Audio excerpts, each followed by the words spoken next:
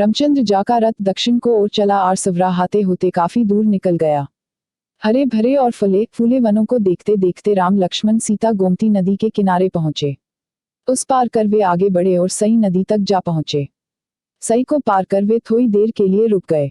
कौशल राज्य को सीमा वहां समाप्त होती थी। राम ने मुड़कर जन्मभूमि की ओर देखा, आंखों में आंसू भर वे सुमंत से बोले, तात, न जाने वह दिन कब आएगा जब मैं अपन माता पिता से फिर मिलूंगा और सरयू के पवित्र तट पर घूमूंगा। अयोध्या नगरी की ओर मुंह कर रख राम हाथ जोड़कर खड़े हो गए और कहने लगे, जननी जन्मभूमि, मेरे अपराध क्षमा करना। 14 वर्ष के बाद ही अब तुम्हारे दर्शन कर सकूंगा।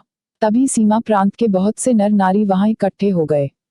वे राजा दशरथ को धिक्कारते थे और कहते थे, ऐसे पापी राजा के राज्य में रहना ठीक नहीं, चलो राम के साथ चलें।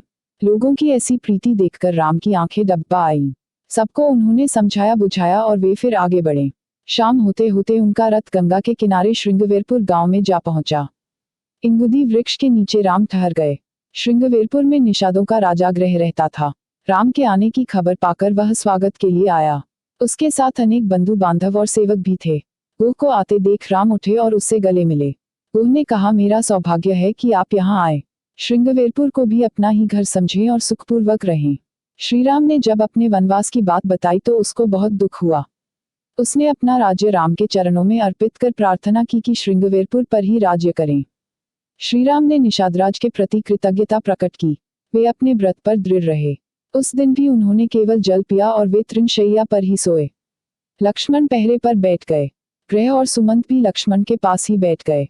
उनमें रात भर अयोध्या और श्रीराम के विषय में बातें होती रहीं। अगले दिन श्रीराम ने सुमंत से कहा, मंत्रिव, अब आप अयोध्या लौट जाए। पिताजी और माताओं के चरणों में हमारा प्रणाम कहिए और उन्हें बता दीजिए कि 14 वर्ष बाद हम अवश्य लौट आएंगे।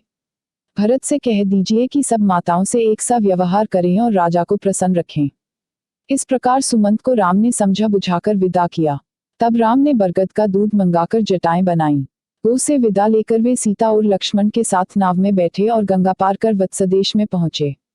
आगे भागे लक्ष्मण, बीच में सीता और सबके पीछे राम। इस क्रम में वह दुर्गम मार्गों पर चलते हुए आगे बढ़े।